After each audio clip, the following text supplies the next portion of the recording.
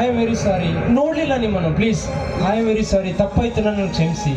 ನಿಜವಾಗ್ಲೂ ನಾನು ನಿಮ್ಮನ್ನು ದೇವರಿಗೆ ಹೋಗುವ ನಿಮ್ಮ ಮನಸ್ಸನ್ನು ಹೇಳಿಬಿಟ್ಟೆ. ನಿಮ್ಮ ದೇವರ ಪೂಜೆ ಅರ್ಧ ದಾರಿಯಲ್ಲೇ ಮುಗಿಸಿಬಿಟ್ಟೆ.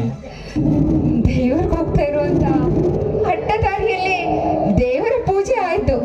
ನನಗಂತೂ ತುಂಬಾ ಸಂತೋಷವಾಯ್ತು. ಅಂದಾಗೆ ಯಾಕೆ ಹೆದರ್ಕೊಳ್ತಾ ಇದ್ದೀರಾ? ನೋಡಿ, ಒಬ್ಬರಿಗೆ ನೋವಾಗೋದನ್ನು ಕಂಡು ನಾನೆಂದು ಸಂತೋಷ ಪಡಲ್ಲ. ದೇವರಿಗೆ ಹೋಗುವ ನಿಮ್ಮ ಮನಸ್ಸನ್ನ ಕೆಡಿಸಿದ್ದೀನಿ ಅಂತ ನನಗೆ ವ್ಯಥೆ ಆಗ್ತಿದೆ.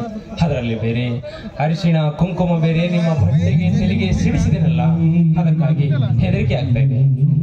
ನೋಡಿ, ದೇವ್ರಿಗೆ ಅಂತ ಹೇಳಿ ಹೋಗ್ಬೇಕಾದ್ರೆ ಅಡ್ಡದಾರಿಯಲ್ಲಿ ದೇವರಾಗಿ ಸಿಕ್ಕಿದ್ದೀರಾ. ಇನ್ ಮುಂದೆ ನೀವು ಒಬ್ಬ ನನ್ನ ದೇವ್ರು ಅಂತ ತಿಳ್ಕೊಳ್ತೀನಿ. ಅಂದರೆ ಅಂದ್ರೆ ಆ ದೇವರಿಗೆ ಅರ್ಪಿತವಾಗಬೇಕಾಗಿರೋ ಹೂಗಳು ನಿಮ್ಮ ಪಾದದಡಿಯಲ್ಲಿ ಬೆಳೆದು, ಅಷ್ಟೇ ಅಲ್ಲದೆ ಅರಿಶಿಣ ಕುಂಕುಮ ನನ್ನ ತಲೆ ಮೇಲೆ ಬಟ್ಟೆ ಮೇಲೆಲ್ಲ ಚೆಲ್ತು ನಾನು ಮುತ್ತೈದೆ ಆಗುವುದು ಇನ್ ಸ್ವಲ್ಪ ದಿನಗಳಲ್ಲೇ ಅಂತ ಶುಭ ಸೂಚನೆ ಕೊಟ್ರಿ.